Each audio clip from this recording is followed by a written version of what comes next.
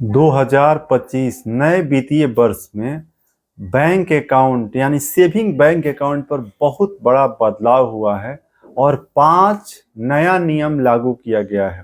जितने भी भारत के बैंक खाता धारक हैं, खास करके सेविंग अकाउंट वाले, उनके लिए जो ये 5 नया नियम जो लागू किया गया है उसको समझना बहुत जरूरी है। देखिए, जब बैंक अकाउंट होल्डर जागरूक नहीं होते हैं और वे सभी नए नियम को नहीं समझते हैं, तो अब वैसे लोग जो कि नियम फॉलो नहीं कर रहे हैं, उन लोगों के घर पर इनकम टैक्स का नोटिस जो है मिल रहा है। देखिए, सबसे जरूरी है कि आप नियम को समझें। इनकम टैक्स के नोटिस मिले या ना मिले, आप जब नियम समझेंगे, जागरूक रहेंगे, तो आप अपने बैंक अकाउंट को सही तरीके से संचालित कर पाएंगे, जिससे आपको भविष्य में किसी भी प्रकार की नोटिस या समस्याओं का सामना नहीं करना पड़ेगा।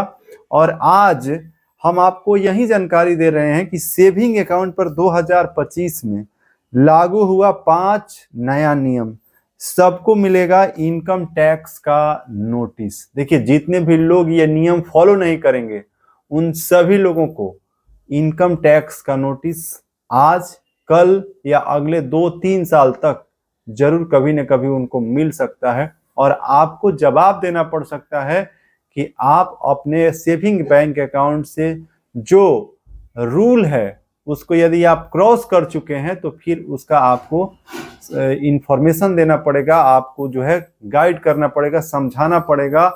इसीलिए जरूरी है कि सबसे पहले आप सेविंग बैंक अकाउंट के जो 5 नए नियम लागू हो रहे हैं 2025 न्यू फाइनेंशियल ईयर में, उसको आप एक एक चीज समझ लें। देखिए, समझना ही सबसे जरूरी चीज है। आपको इनकम टैक्स के नोटिस से ऐसा कोई जरूरी नहीं है कि डरने की जरूरत है, लेकिन रूल समझने की जरूरत है। रूल समझ लेंगे तो आपको कभी भी किसी भी प्रकार की कोई समस्या भविष्य में नहीं होगी। भारत सरकार आरबीआई के तरफ से जो है गाइडलाइन या दिशा निर्देश जो जारी होते हैं सेविंग अकाउंट पर, उसको सभी जितने भी, चाहे आपका खाता प्राइवेट बैंक में हो, सरकारी बैंक में हो या अन्य किसी भी प्रकार का आपका बैंक है और उसमें आपका बैंक अकाउंट है, तो आप जरूर समझिए। चलिए, आज का ये वीडियो शुरू करते हैं। अभी आप रवि तिवारी बैंकिंग चैनल देख रहे हैं, जहां पर मैं रविशंकर तिवारी आपको सेविंग अकाउंट पर जो 2025 में 5 नए नियम लागू हुए हैं उसकी जानकारी आपको अभी हम दे रहे हैं। तो चैनल पर नए हैं तो सब्सक्राइब कर लीजिए, वीडियो को लाइक कीजिए, और इससे जुड़ा कोई भी कंफ्यूजन या कोई सुझाव है तो आप कमेंट बॉक्स में टाइप कर सकते हैं। तो चलिए, एक एक नियम जो नया 2025 में लागू हुआ है उसकी जानकारी हम सबसे पहले शुरू करते हैं। और सबसे पहला जो नियम है उसमें देखिए, सेविंग अकाउंट के जो खाता धारक हैं उनको सबसे पहला नियम ये समझना जरूरी है कि आपके पास एक सेविंग अकाउंट खाता है, तो आप खाते में ट्रांजैक्शन जो है, खास करके देखिए कैश ट्रांजैक्शन की हम बात कर रहे हैं, वे समझना ही जरूरी है कि कैश ट्रांजैक्शन आप अपने बैंक अकाउंट में कितना कर सकते हैं सेविंग अकाउंट में। तो सबसे पहला है कि एक वित्तीय वर्ष में, यानी एक वर्ष में आप अपने सेविंग बैंक अकाउंट में कितना कैश ट्रांजैक्शन कर सकते हैं, कितना जमा कर सकते हैं और कितना निकासी कर सकते हैं। और जब आप ये रूल को ब्रेक करते हैं तभी आपको जो है इनकम टैक्स का नोटिस भी मिलता है। और वैसे 2025 में बैंक अकाउंट जो कि अपने बैंक खाता में, अब देखिए खाता यहाँ पर सेविंग अकाउंट 1 हो, 2 हो, 3 हो या 4 हो, कितना भी सेविंग अकाउंट आपके पास हो, सारे सेविंग अकाउंट मिला करके आप एक फाइनेंशियल ईयर में अपने बैंक अकाउंट सेविंग अकाउंट में 10 लाख रुपए कैश से ज्यादा जमा करते हैं तो आपके लिए समस्या है, आपको इनकम टैक्स को जवाब देना पड़ सकता है। 10 लाख से ज्यादा आप कैश रुपए जमा कर सकते हैं, लेकिन कब जो है आपको जवाब नहीं देना पड़ेगा। एक चीज और समझ लीजिए कि 10 लाख रुपए आप अपने सेविंग अकाउंट पर जमा कर दिए, लेकिन सेविंग अकाउंट पर ही फिर भी आपको इनकम टैक्स का नोटिस नहीं आएगा, जवाब नहीं देना पड़ेगा। किस स्थिति में, उसके लिए आपको क्या करने की जरूरत है, आगे आपको वीडियो में बने रहिए, हम आपको सारा सलूशन भी देंगे और जानकारी भी देंगे जो 5 नया नियम लागू हो रहा है सेविंग अकाउंट पर उसकी।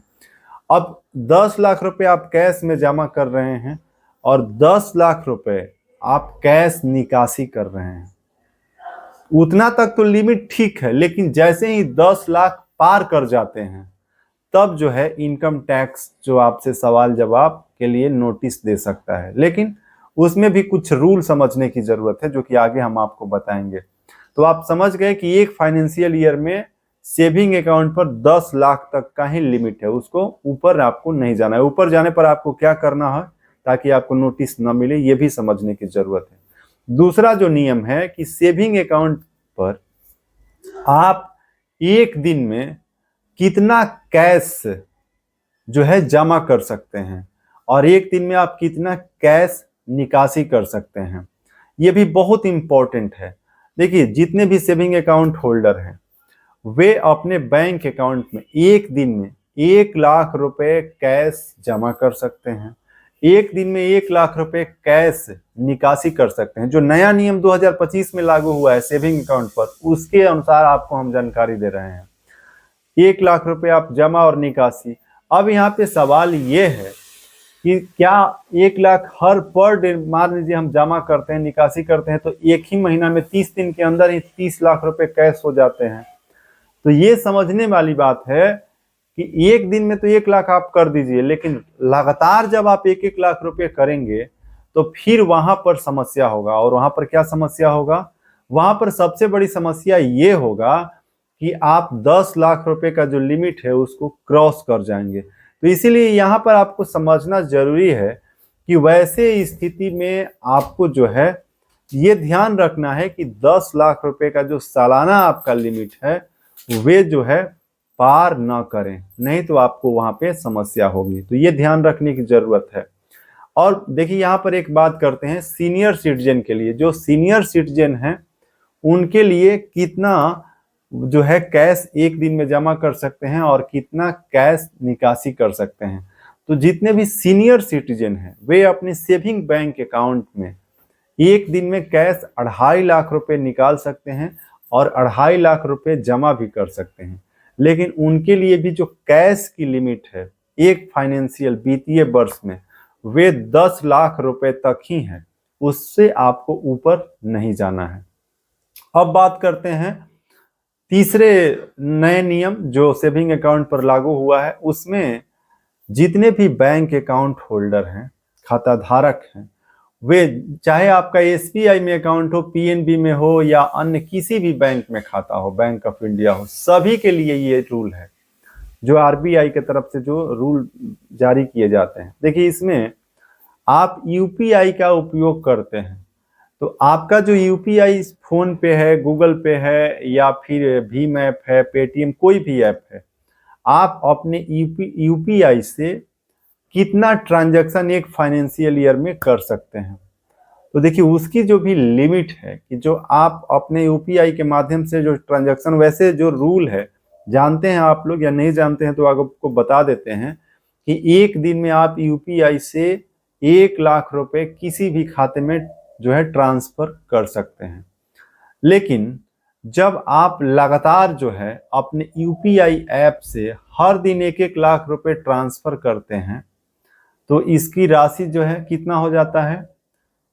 30 लाख रुपए। इस तरीके से मान लीजिए कि आप डायरेक्ट जो है अपने यूपीआई अकाउंट से ही पर डे 1-1 लाख रुपए ट्रांसफर कर रहे हैं और 1 लाख रुपए ले रहे हैं, तो आपके लिए जो है ये नया नियम के अनुसार आप ये गलत कर रहे हैं। क्योंकि यूपीआई जो है अकाउंट से ज्यादा आप हेवी ट्रांजैक्शन, जैसे मान लीजिए कि कहीं आपका शॉपिंग सेंटर है, दुकान छोटा मोटा है और बिजनेस वाला सारा पैसा जो है आप यूपीआई के माध्यम से ही वहां पर स्कैनर लगा करके स्कैन करके आप अपने सेविंग अकाउंट पर ले रहे हैं, तो आपके लिए समस्या है क्योंकि आप ज्यादा ट्रांजैक्शन अपने सेविंग अकाउंट से बिजनेस वाला भी कर रहे हैं। तो उस स्थिति में भी आपको जो है इनकम टैक्स का नोटिस मिल जाएगा।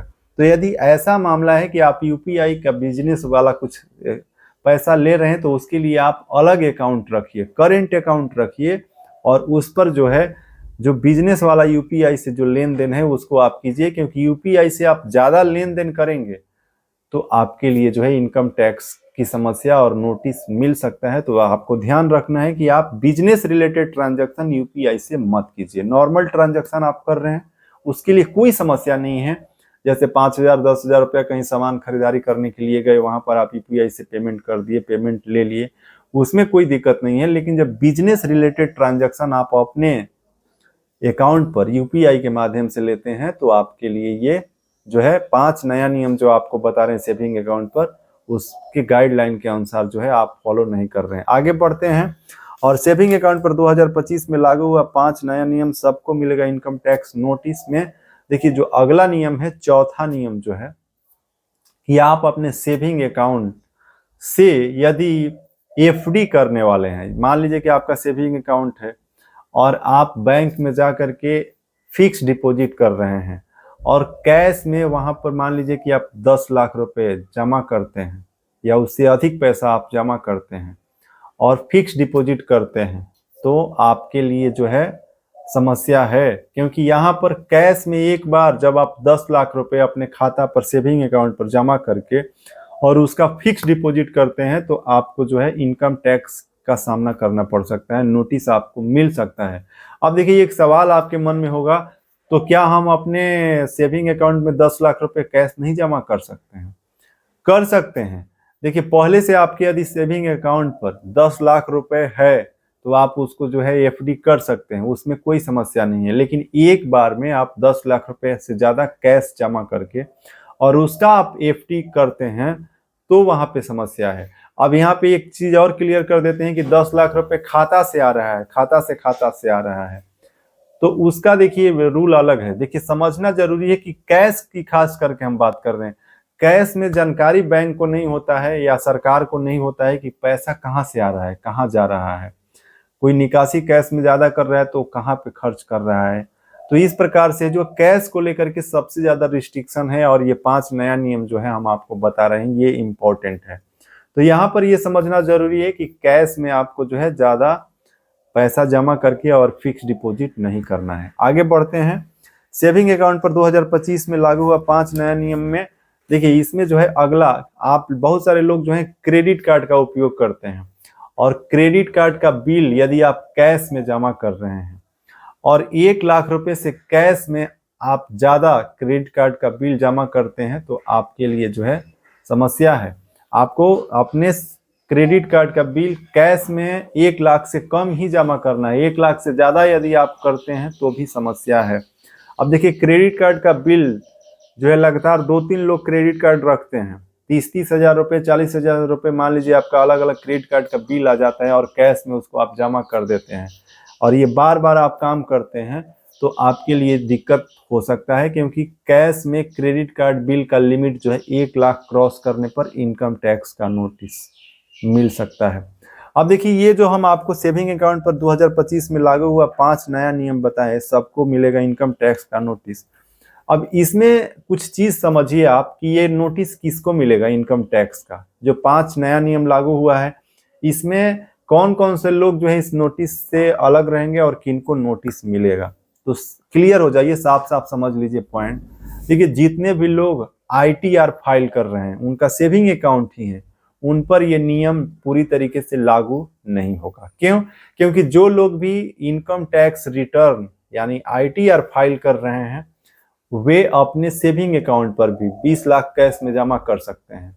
चाहे कितना भी पैसा जो है उनके खाते में कैश में जमा कर सकते हैं, कोई समस्या नहीं है, उनका पैसा है। क्योंकि वे जब इनकम टैक्स फाइल करते हैं तो उसकी पूरी जानकारी जो है वे इनकम टैक्स डिपार्टमेंट को देते हैं फाइलिंग के समय कि हमारे खाते पर जितने भी ट्रांजैक्शन हुए वे कहाँ आए, किस मद से आए, कितना कहाँ से आया, क्या हुआ, पूरी इंफॉर्मेशन आईटीआर में होता है। तो जो लोग भी इनकम टैक्स फाइल कर रहे हैं उनको बिल्कुल डरने की जरूरत नहीं है। आपका सेविंग अकाउंट से आप जो ये एफडी का रूल बताए या एक दिन में जमा निकासी कैश में बताए या फिर एक फाइनेंशियल ईयर में बताए या क्रेडिट कार्ड पर कैश 1 लाख बताए, ये सारा रूल जो है आपको कोई दिक्कत नहीं है। लेकिन हाँ, जितने भी लोग आईटीआर फाइल नहीं कर रहे हैं, जो इनकम टैक्स रिटर्न फाइल नहीं कर रहे हैं और आप सेविंग अकाउंट पर ये 2025 में लागू हुआ 5 नया नियम को आप फॉलो नहीं करते हैं तो वहां पर आपको हो सकता है कि इनकम टैक्स का नोटिस मिलेगा।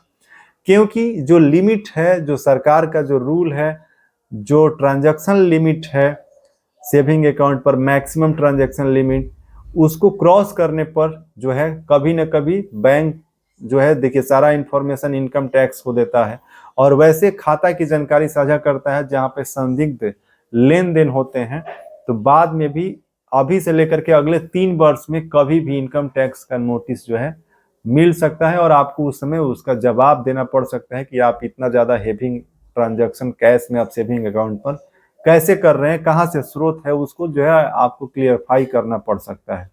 तो आज आपको हम यही इंपॉर्टेंट जानकारी साझा किए हैं और ये बहुत इंपॉर्टेंट है। इस वीडियो को ज़्यादा से ज़्यादा आप सोशल मीडिया पर भी शेयर कीजिएगा, वीडियो को लाइक कीजिएगा और अभी तक आप चैनल को सब्सक्राइब नहीं किए हैं तो सब्सक्राइब कर लीजिएगा, क्योंकि रवि तिवारी बैंकिंग चैनल पर हम आपके लिए बहुत ही इंपॉर्टेंट जानकारी लेकर के आते हैं।